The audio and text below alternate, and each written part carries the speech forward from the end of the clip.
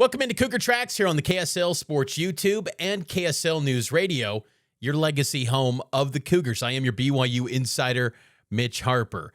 BYU football wrapped up National Signing Day. The early signing period still going after Wednesday, but day one of the early signing period is a wrap, and BYU signs 19 players in what might be the best class ever, potentially, in BYU football history. Let's dive in here on our signing day special on Cougar Tracks. The top story of the day. The biggest story in the world of BYU sports right here on Cougar Tracks.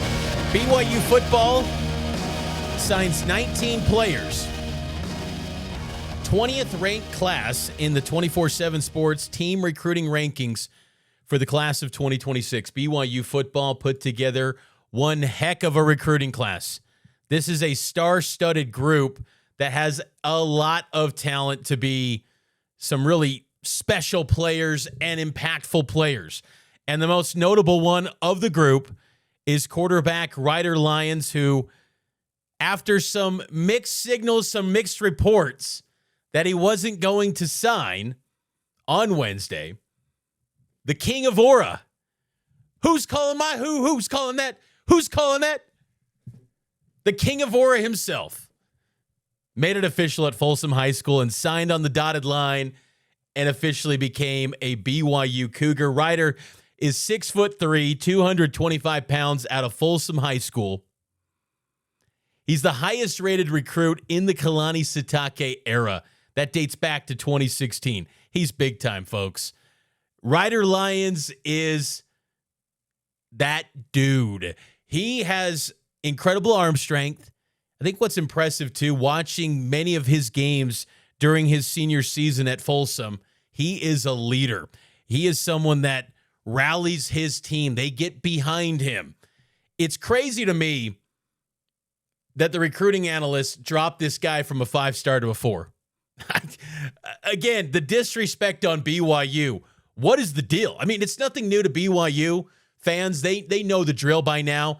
Okay, the nation's going to disrespect BYU. But really, Ryder Lyons, what's he done to say that he needs to be dropped from a 5 to a 4-star? Really? The guy was a winner throughout his time at Folsom. Incredible skill set, great measurables. It's crazy.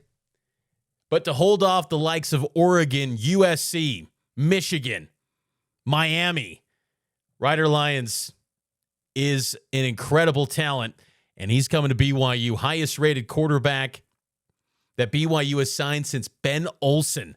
That was in 2002, folks. Ben Olsen was the number one recruit in the nation 24 recruiting cycles ago. It's been a long time since BYU got a quarterback that has the recruiting aura like Ryder Lyons, but I think that, it's going to be interesting to see the timeline of everything. Ryder's going to be serving a mission for the Church of Jesus Christ of Latter-day Saints in Orlando, Florida, a Spanish-speaking mission. And his expected timeline to enroll at BYU is in 2027.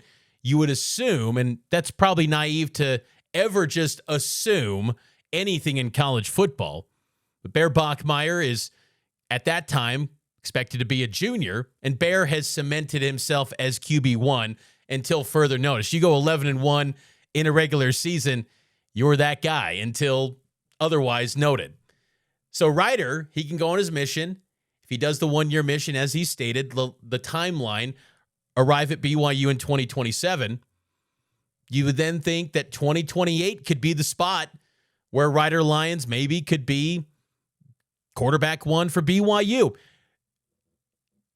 Aaron Roderick was asked about the success of Bear Bachmeier and if that's had any impact on recruiting quarterback talent. And keep in mind, this question was asked at a time when Ryder was not officially signed yet. So there was this thought that Ryder's not going to sign. Is there mystery? Is he going to avoid signing with BYU? Well, this was A-Rod on Bear's success having an impact on recruiting QBs. I don't think it's not a negative. I mean, I think it's, if anything, it's positive.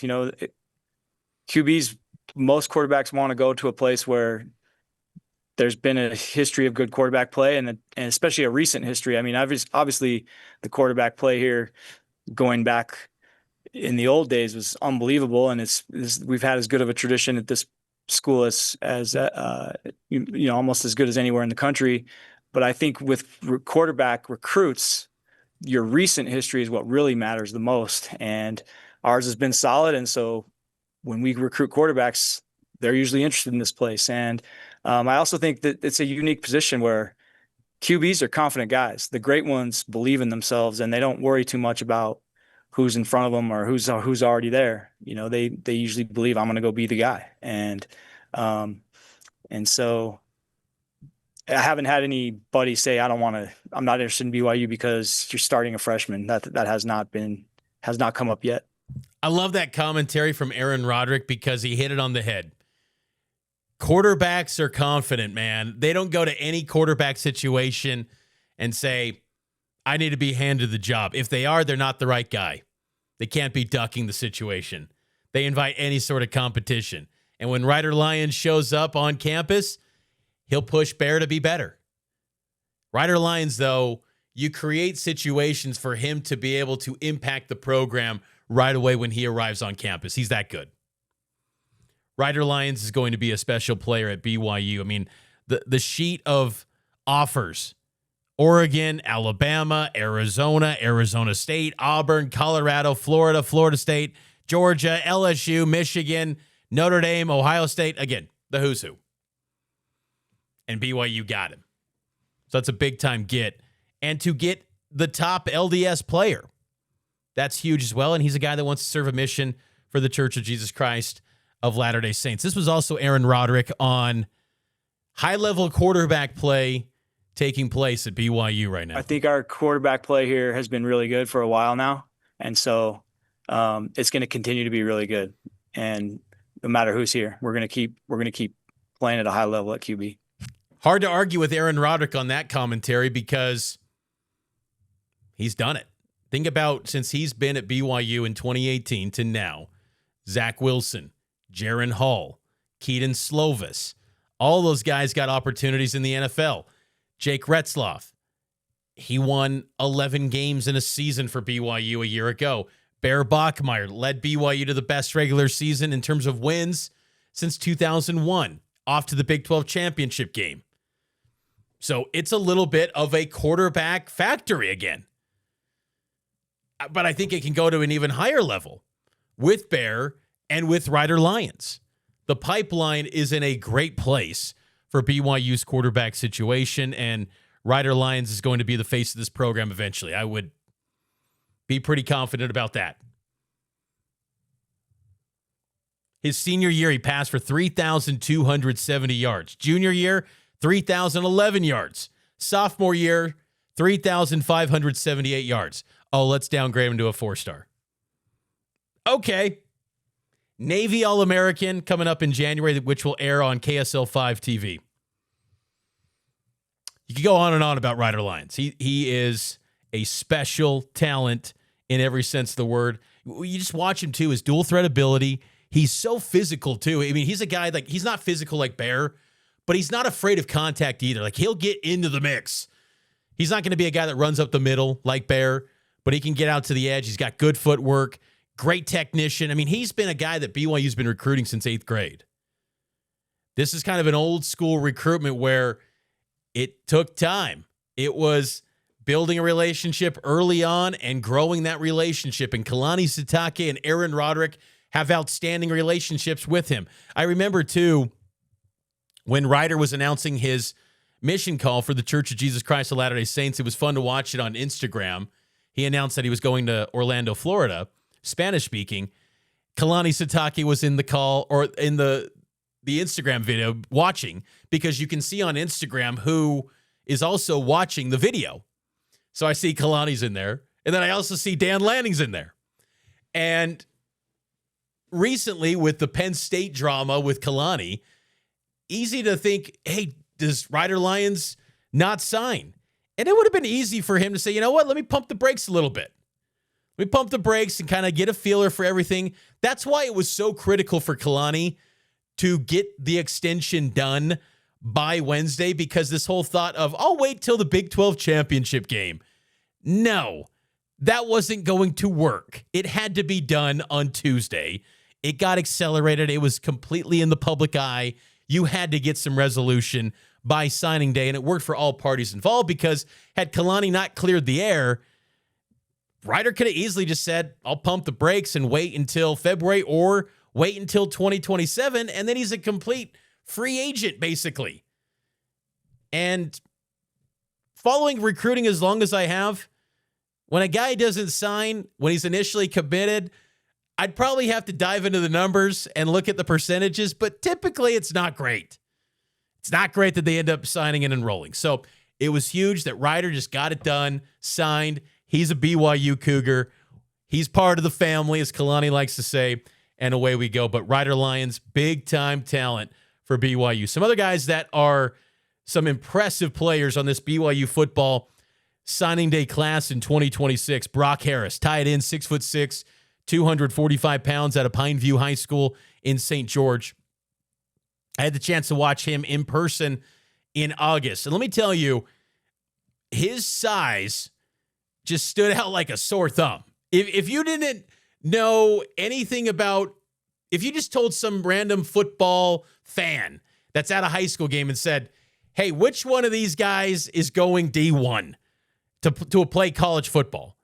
I bet 9 out of 10 people, even if they're not a talent evaluator, someone that watches much football, they'd say, probably that guy. Because he's big. He is huge. It looks like a guy that's in a college body already out of high school. And Harris is incredibly productive. They can do so many different things with him. He even played a little bit of defense, too, in his senior year with Pineview. But Harris is a touchdown machine, a big play receiver, too, as a tight end. And he's physical. He can be an extra blocker. I mean, he can do so many different things in an offense.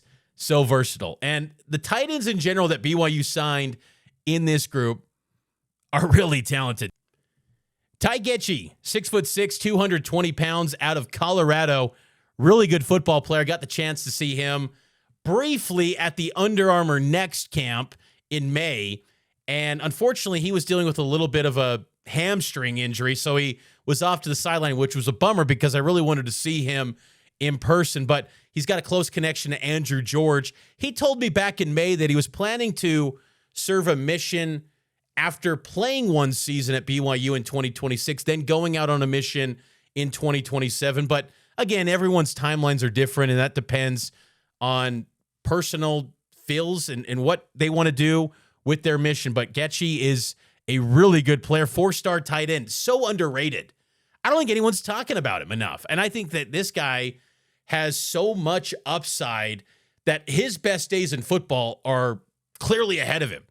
You know, typically with star ratings, they're projecting potential NFL draft status. It's not necessarily what they're going to immediately be at the college level. It's projecting who's going to be maybe the next first round, second round draft picks.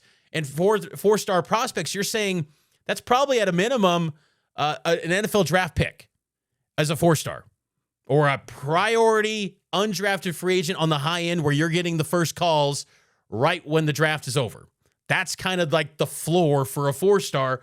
And then the ceiling could be, first round talent potentially.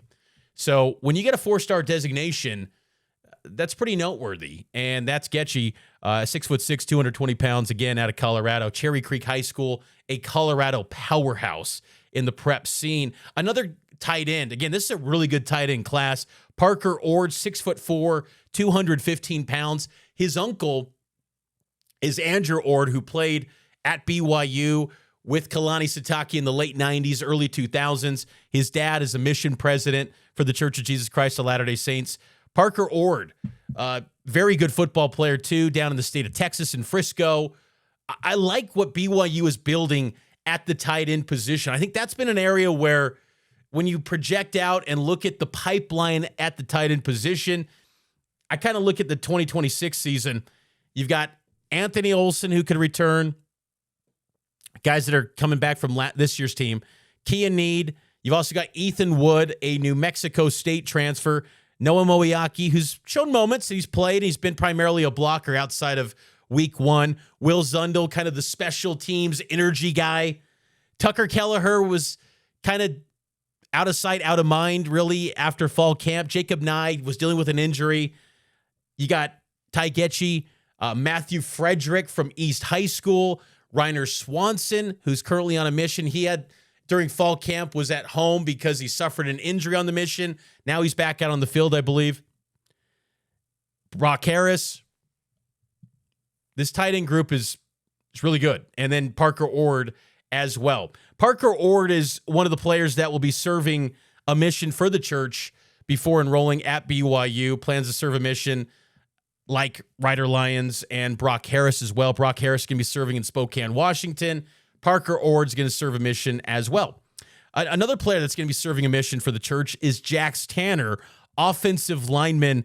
This guy is outstanding. I watched him in person at the Under Armour Next Camp in May. And out of Meridian, Idaho, Rocky Mountain High School. This guy's been a baller since he was a freshman in high school.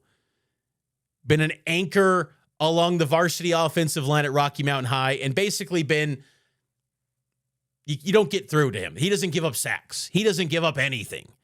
He wins every one-on-one battle. And in those camp settings in the summertime and spring, some of the one-on-one battles are like the best content and best observation periods in those scenes. Sometimes people would say 40-yard dash. I love when it's D-line versus offensive line and they are battling. And there was a moment in that camp where Jax Tanner was going up against Viliami Moala. Viliami Moala at the time was an Oregon commit. And now I believe Viliami Moala ended up signing with North Carolina.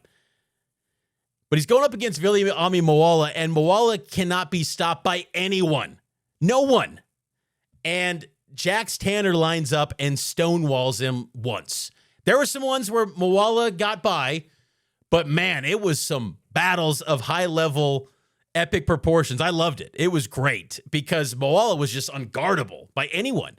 And Jax Tanner was in that camp where Moly Talo was the MVP offensive lineman. I kind of thought that day Jax Tanner was the best offensive lineman. To me, Jax Tanner, when he gets back from his mission, he's going to serve a 2-year mission for the church. He'll be plug and play. He will be, that's your center from the jump. Now, missions for offensive linemen, depending on where they go, that can really determine, where their body's at. I think he's going to Cape Town, I believe. And I just think back to the Barrington brothers where they lost like 70 pounds on their mission, and it took forever to gain that weight back because primarily a lot of offensive linemen, they're not always just these massive humans. They're usually thin guys, and then they add the weight because in the offensive line spot, you can make a lot of money. If you're an athlete and you can move with 300 pounds on your frame, you're going to make some big bucks. And if you're tall, even better. But Jax Tanner is a really good football player. His dad, Mike Tanner, former BYU linebacker. I remember Mike Tanner. I was talking to Jax, and I remember, it's crazy to say now that I'm growing up in a world where, or not growing up because I'm old, but I'm living in a world where I'm old enough to where I remember when these guys' dads were playing. I remember going to BYU games in the early years of Bronco Mendenhall's defensive scheme, the 3-3-5 when he was the defensive coordinator in 2003. And those were some tough times for BYU football, but Mike Tanner was kind of an anchor in the middle, a really stout player. I always liked Mike Tanner because he was a BYU guy too. And when Jax Tanner was, flirting with Oregon, Tennessee, I'm thinking, he's got to go to BYU. He's a BYU man through and through, right? Sure enough, he ends up going to the Cougs. But it was not just assume he's going to come. Again, that's the thing is that, yes, there's a lot of talented LDS guys, but you can't just assume that BYU is going to get these guys. The great thing now is that BYU's got the strong connections to the church, as they always have. They've also got competitive NIL. They've got a coaching staff that is highly respected, and heavily invested in now with the extension of Kalani Sitake. And they're winning on the field, and they've got power conference access. Now, we know the playoff committee is not going to give them much access, but you still have a path to playing at the highest levels of the sport. And by the time that Jax Tanner is done with his mission, who knows what the postseason is going to look like in college football at that time. And 2028 could be a 2014 playoff by then. And that could be where win 10 games and you're in automatically. So BYU has the whole package for LDS guys, because in the past, I would have said a Jax Tanner type guy, he'd probably be internally like, I love BYU, respect the heck out of BYU, but they don't have this. They don't have that. Well, there's nothing to say now that BYU doesn't have, and everything is in front of these players to achieve everything they want out of college football and more. I think the thing about BYU going forward that they've got to level up that's still kind of underwhelming is NFL draft picks. They've got to continue producing NFL picks. They've got some impactful guys. Fred Warner dealing with injury. Such a bummer with Fred. Puka Nacua is a superstar. But you've got to produce more. You got to have more picks. You can't go an entire year where you don't produce an NFL draft pick like last year. Like, how does that happen? So that's got to be an area to improve, but it's nice now having these top 20 classes. And if you can string this together on a consecutive basis annually, I think you're going to have better cracks at getting more NFL draft picks in the future. Speaking of offensive linemen at that Under Armour next camp, Moly Talo. Moly Talo, man, this guy's going to be good. And look, when I watched him in May, it was before he was going through a full season of reps at the offensive line position. Remember that time in the spring, he was once an Oregon commit as a defensive lineman. Then he opens up his recruitment, flips to BYU, I think in large part because he wants to play offensive line, and BYU was all about it. And as you can hear from Kalani Sitake on Moly Talo, he's got big projections on Bot and what he can be along the offensive line. Well, he fits in the line of guys like Kingsley and Panay, that same body type, guys that can play D-line, obviously, in college and the NFL. And the difference is I think he's still kind of new to O-line, but he's really good at it. And he can play either one. He can play whatever position he wants, and he's athletic enough to even play tight end. So he's gifted. We feel like an O-line position would be good for him there. And we think he can play early. We think he can compete for a starting spot right away. We happen to have some openings, but we also have some great rotation. The key is the best play. And the good thing is that he's going to start school in January and have a great offseason going into the fall of 26. I'll be curious to see if Moly Talo can be on that starting line next season. You've got Andrew Gentry coming back, you would assume. You never know. You can never just completely assume that someone is back. You never know with portal and things like that. But if Gentry wants to run it back and be a star left tackle or right tackle, Gentry's got eligibility remaining. Isaiah Jotta's gone, though. You bring back Andrew Williams, who I think is going to be special. Andrew Williams is going to be a big-time player. He's redshirting this year. I think he's the next Blake Freeland. But can Moly Talo maybe be in the mix with an Andrew Williams to compete for that offensive tackle spot? So that's going to be something I'm very curious to see. Looking at that offensive tackle position, you've got Gentry. Leia Usa's gone. He's played his last games at BYU as far as at home. We got the postseason now. Caden Chittister. Joe Brown could play guard. He could also play tackle. Very versatile player. Iki Tupo, been playing some guard, but in high school, he played some offensive tackle. Ethan Thomason, he dealt with an ankle injury in fall camp, but really kind of put him by the 8 ball. He's going to be another big-time player. So you got Thomason, you got Andrew Williams, you got Moly Talo, and then Siosia Finau Vete. He'll be another good one, too, that was getting some moments in fall camp. I like where BYU's going along the offensive line. They got some deep-cut guys like Astrance Mangisi, Jeff Lewis, Chad Lewis's son, who was out with an injury this year. But I think Bott's going to make that thing competitive. It's an iron sharpens iron. I think he should be viewed as someone that's going to be in that 2 deep.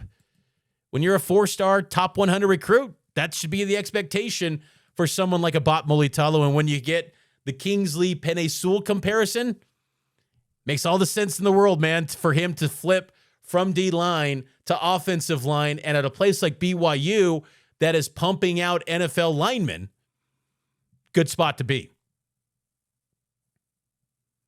Someone that I am really excited about at BYU, Lopeti Moala. I think this is like my guy. I still feel like he's underrated. Even though he's a 4-star, 24/7 Sports has put a lot of respect on his name. Lopeti Juni Moala. I think this guy is going to be a special player for BYU. I just think there's something about him where he's a BYU guy. A member of the Church of Jesus Christ of Latter-day Saints, 6'4", 255 pounds. When he was committed to BYU from Davis, he played his last year at prep high school or prep ball at Orem High School.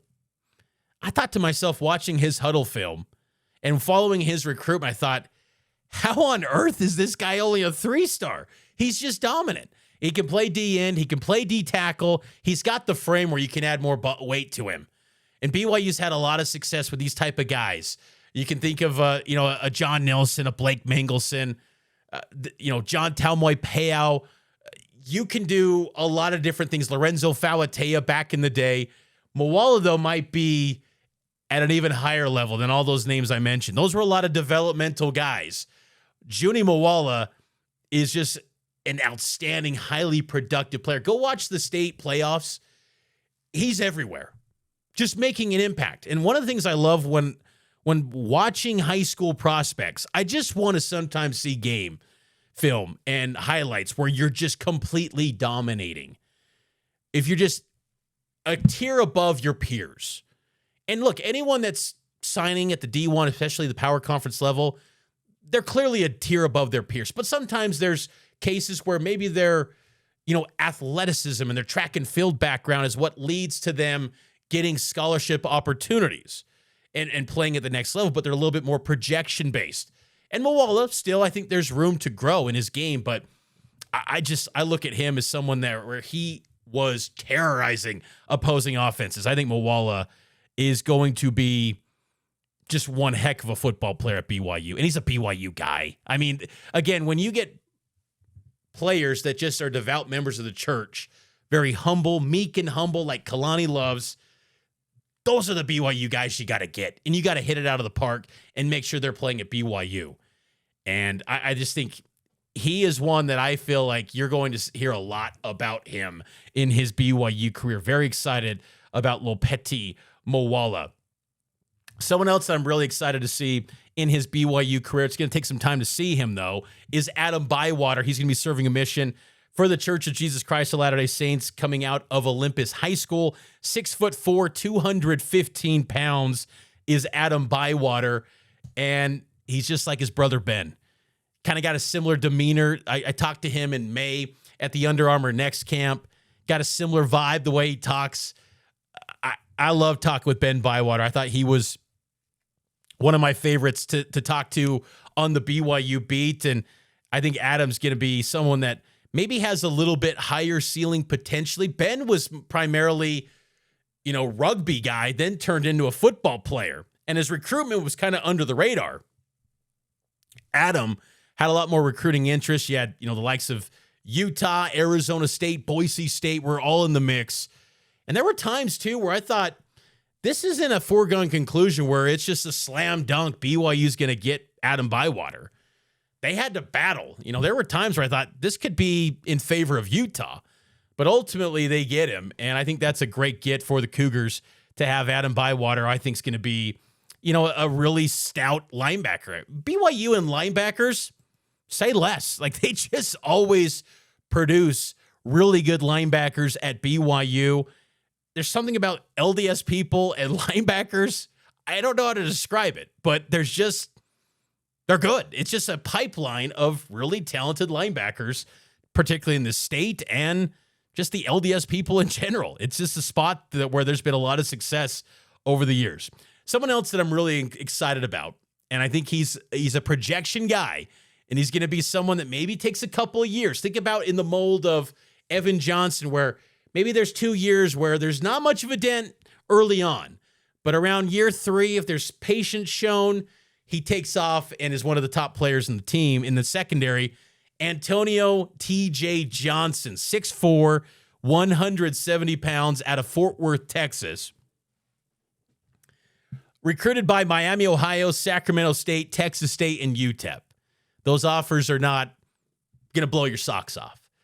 But I think what will blow your socks off is just how highly productive he is. Track and field background, basketball guy, rangy, athletic athlete. Measurables that you can turn him into a special player potentially. And someone that had 7 interceptions in his high school career. Sounds a lot like a Falatau Satawala. 6'4", out of Fort Worth, Texas, Arlington Heights. Wonder if he'll be there on Saturday for BYU Texas Tech. But I think that he could be a really good one. I always like to, when Jay Hill kind of gives a vote of approval on a safety, like any safety prospect that Jay Hill recruits, I'm intrigued by, because Jay Hill has such a high bar for what he expects from the safety position. And that expectation, I think, has naturally leveled up that group. Tanner Wall, Raider DeMooney, Falatau Satawala, they've all been awesome this year. Talon Alfrey, too. You could go on and on. That's been an excellent group. Tommy Parasis, when healthy. BYU has so much talent there, and I think there's just such a high expectation from Jay Hill, Gavin Fowler, what they want from that spot. So again, when you go out on the recruiting trail, and Texas has been a place where Jay Hill's had a long history of recruiting connections from his days at Utah, he identifies this guy and thinks there's something. Where no one else is seeing anything, Jay Hill's going, I see a great player. So I always like that with Jay Hill. Whenever BYU gets a safety, I'm very intrigued because it's ultimately getting the Jay Hill stamp of approval. All these defensive guys have got to get the approval from Jay, but safety even more than most because, again, what he expects from the position. Another safety is Sefania Alatini, 6'2", 199 pounds, out of St. Francis High School. A little bit of a pipeline there for that school. Kingston Kiani Aina. Got to go check the pronunciation guide again from last year. I apologize, Kingston, if I messed that up. But St. Francis High School producing back-to-back cycles with a BYU commit. He'll be one to watch down the road. Also at safety, Kawe Akana, 6'3", 220 pounds, going to serve a mission first out of Orem High School. Big-time offer sheet. This was a guy that was primarily wide receiver was the interest, but as over the course of his career, it's evolved where he's settling in at the safety position. I think that's where he wants to be too on the defensive side. And, you know, I personally thought he'd be a great wide receiver at the collegiate level because there were just times where I'm seeing Puka Nacua-like moments. Maybe it was just the Orem High thing, so it was easy to draw that comparison. But the way that Orem High was using him, I was having flashbacks of Puka at BYU sometimes. Still, he's going to be playing safety.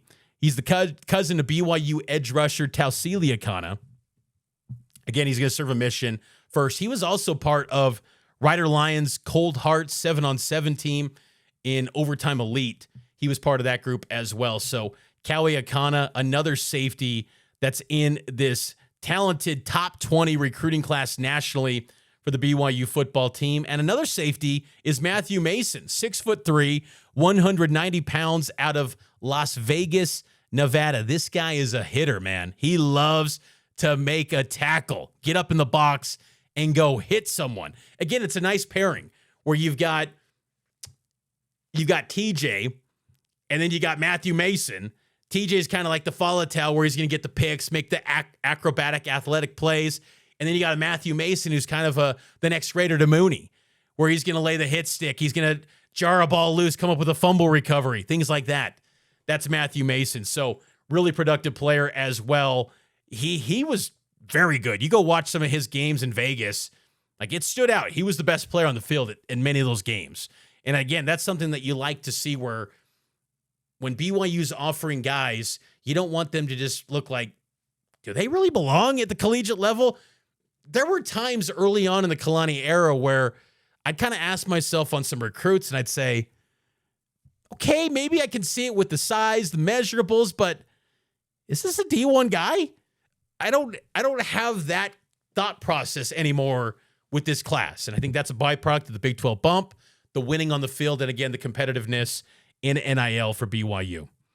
And to be competitive in NIL, it gives you the chance to maybe flip some guys. And BYU flipped their share of recruits in this cycle. Terrence Sarian, a 5'11", 175-pound wide receiver out of Portland, Oregon.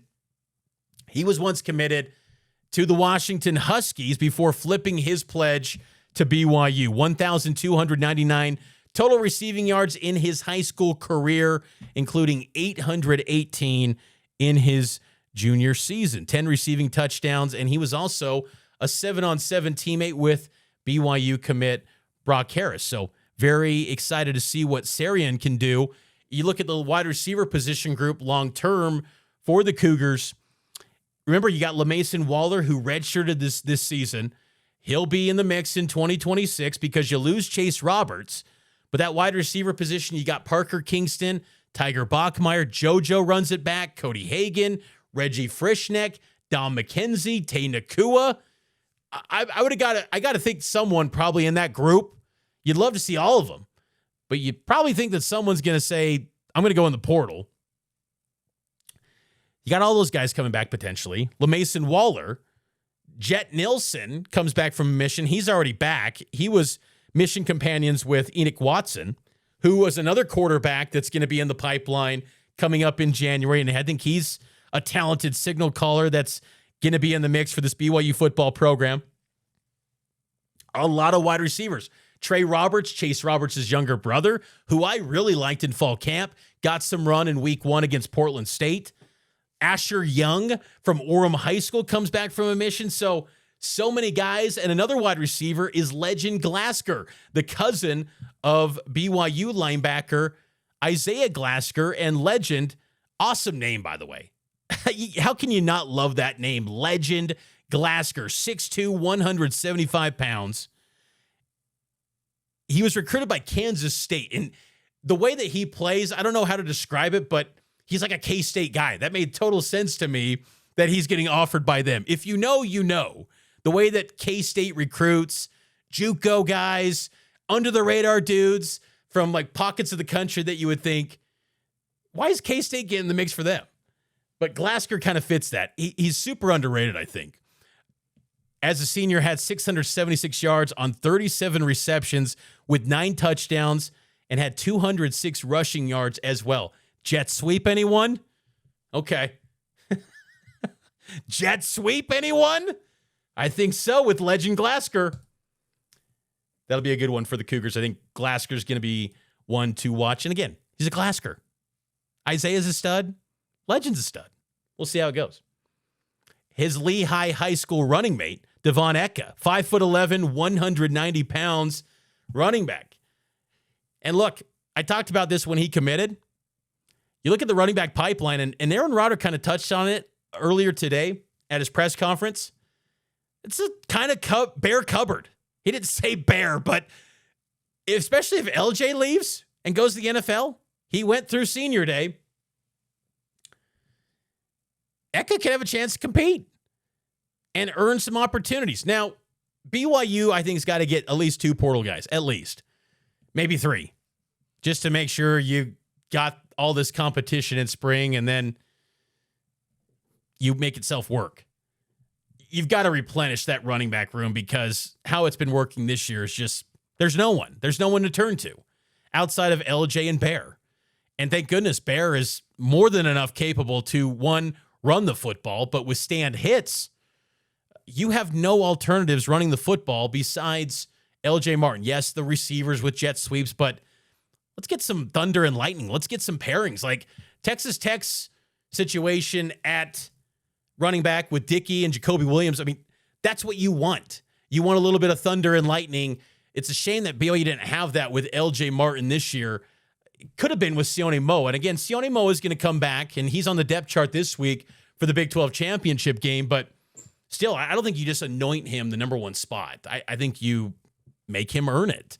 And you give a lot of competition, and then if he earns it, then fantastic. Sione Moa earned his way, but you don't just hand him the role. Even though I think Sione Moa could be really special for BYU, someone like a Devon Eka, hey, if you come in right away, perform, why not? 5'11", 190, he's on the smaller side, unlike LJ, who, when he was a freshman, you're talking 6'2", great size. But look, there's a place for a 5'11", 190 running back. That can work. You add a little bit of weight to that frame. I'm very intrigued with Devon Eka. I think he'll be, because of opportunity, it creates a space where we might hear him get some opportunities to play right away for BYU. Kind of going through the rest of the class here, Justice Braithwaite, 6'1", 190 pounds out of Arizona, son of Reynaldo Braithwaite, who I loved growing up as a kid. I loved Reynaldo Braithwaite. I thought he was a baller. Had the longest run in BYU football history against San Diego State. Justice Braithwaite, he was the first commit in this 2026 recruiting cycle. Let's see. Graham Livingston, another baller. 5'11", 180 pounds at a Ridgeline High School. This is a guy that people are sleeping on too. Watching Ridgeline, they were the dominant force in 4A in the local high school football scene. Like, no one was coming close to them. They just crushed everyone. And Livingston, incredible stats, highly productive, great speed. Graham Livingston, kind of like a Parker Kingston, up north, number 11, quick, speedy guy, great track times. That's what really impressed Fesi Sitake to give Livingston the offer. And then shortly thereafter, he committed to BYU. I had the chance to talk with him over the summer, and he's dynamic, and he's someone that wanted to be at BYU. His brother, Hayden Livingston, an analyst in the football program, former walk-on quarterback commit, then turned safety, linebacker, did a lot of different things at BYU.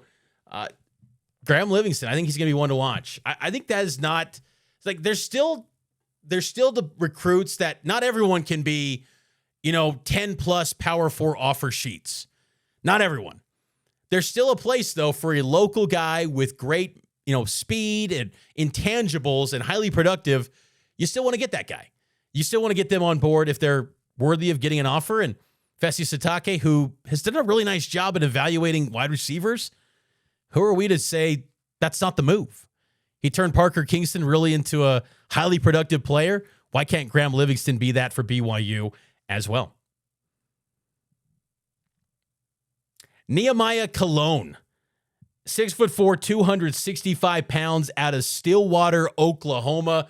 From one Big 12 market to another, he's going to join the BYU program in 2026. And I liked his recruitment, how you could tell there was a real interest in BYU from the get-go. He went to the BYU-Oklahoma State game in 2024 when BYU had that last-second victory. This is a guy that I think a little bit takes some time. I don't know if he's an instant impact guy from the jump, but at a minimum, bring some competitiveness and some competitive depth to that defensive line. And a guy that committed to BYU at a similar time frame as Cologne is Braxton Lindsay out of Arkansas and Rogers High School in Rogers, Arkansas, 6'3", 230 pounds.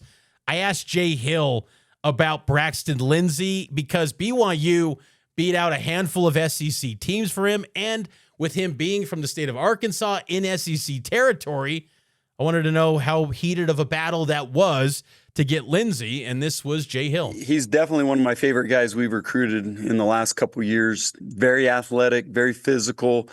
Quite frankly, could play on both sides of the ball. He's a great tight end. He could be a linebacker. He could be a defensive end. His recruiting was very hot, I guess is the way you'd put it. There were a lot of great teams that were trying to get him. him being a member of the church, I think, was a big deal, but just also, and more than anything, just the feel he had when he was on campus and to the coaches, I think was a big deal. Coach Papinga did a phenomenal job recruiting him, and he will be a huge asset to our program. Defensive end, Braxton Lindsay. I think he's going to be a good one. I'm really high on the prospect of him having an instant impact for BYU. And BYU's defensive ends, that's another spot that I'm very intrigued to see how that all comes together in the future. Bodie Schoonover's got eligibility remaining. Tausilia Kana, Sani Tuwala, Viliami Puha, Kinilau Fonahema, Orion Miley Kafusi, Hunter Clegg, Nusi Talmoy Payao in that Sam linebacker spot, Ephraim Asiata, kind of that hybrid as well. Siosefa Brown, that's a name to watch. He's redshirting this year. Nobody's talking about him out of Highland. Seeing him at practice, dude's got a college football, like, Power 4 body. He's ready to contribute next year. I think Sefa Brown will be one to watch. Vincent Tautua, dealing with a little bit of an injury back at fall camp. Kalepi Finau Vete. And then you got some other guys too. Devo Tuataga, David Tangalano, Adney Reed, Lopeti Moala, who I mentioned earlier. So a lot of options along that defensive line. Again, like, I'll get deep into the weeds with you folks. D tackle too, Justin Kirkland, red shirts this year. He'll play in the Big 12 championship game and the postseason. You got also Anisi Purcell, Keanu Tanavasa went through senior day, but he's got eligibility remaining if he wanted to come back. Alvin Puefua in the interior of the D-line. He'll be one to watch. The former Hawaii transfer, redshirted this year, but keep an eye out for him next season. Kendall Wall, Ulavai Fetuli. There's options. There is a lot of options. Maverick McManus, too. So, yeah. BYU's defensive line, I think, is trending up, and they got better after signing day today. But that's going to do it for this edition of the Cougar Tracks podcast. I hope all of you enjoyed it. Make sure to subscribe to the show. Leave a 5-star rating and review. Helps out the show a ton. And I will be back tomorrow with all the latest for BYU and Texas Tech. Close the book on the extension of Kalani Sitake and actually look at this BYU-Texas Tech game. It's been a week, folks. It's been a crazy week. We're getting closer now to game day. How about that? I'm ready to dive into this actual game, folks. Let's get it on. Let's do this thing. And then all the latest with signing day, because signing day doesn't officially close until Friday with this signing window in the early period. So if there's any more additions, we've got you covered here on Cougar Tracks, and it's always powered by KSLSports.com.